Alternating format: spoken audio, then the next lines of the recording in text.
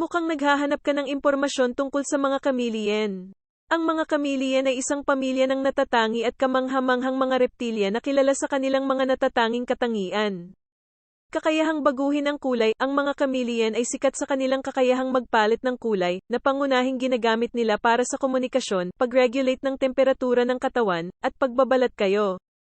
Nakakamit nila ito sa pamamagitan ng mga espesyal na selula na tinatawag na chromatophores sa kanilang balat. Prehensile tail. Maraming chameleon species ang may prehensile tails, na nangangahulugang maaari silang humawak sa mga sanga at iba pang ibabaw, na tumutulong sa kanila na mag-navigate sa mga puno at halaman.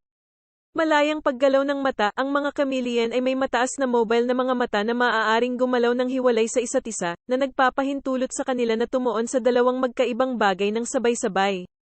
Nakakatulong ito sa pangangaso at pagmamatsyag. Espesyal na dila. Ang mga chameleon ay may mahahaba at malagkit na mga dila na ginagamit nila sa paghuli ng mga insekto at iba pang maliliit na biktima. Ang kanilang mga dila ay maaaring ilabas ng may napakabilis at tumpak. Arboreal lifestyle. Karamihan sa mga chameleon ay arboreal, ibig sabihin nakatira sila sa mga puno at shrubs. Ang kanilang mga kakaibang adaptasyon, tulad ng kanilang mga paa na may fused toes at isang prehensile tail, ay ginagawa silang angkop para sa buhay sa mga tuktok ng puno. Mabagal na paggalaw. Kilala ang mga chameleon sa kanilang sinadya at mabagal na paggalaw, na tumutulong sa kanila na makibagay sa kanilang paligid at maiwasan ang pagtuklas ng mga mandaragit at biktima.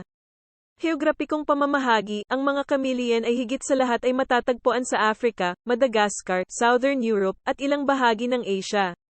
Ang mga ito ay pinakamagkakaibang sa Madagascar, kung saan maraming natatanging species ang matatagpuan.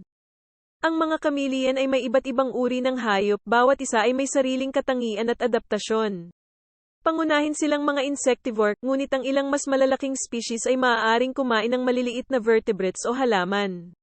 Ang kanilang kakayahang magpalit ng kulay at ang kanilang kapansin-pansing hitsura ay naging dahilan upang sila ay popular na mga paksa sa kalakalan ng alagang hayop, bagamat ang pagpapanatili sa kanila bilang mga alagang hayop ay maaaring maging mahirap dahil sa kanilang mga kinakailangan sa espesyal na pangangalaga.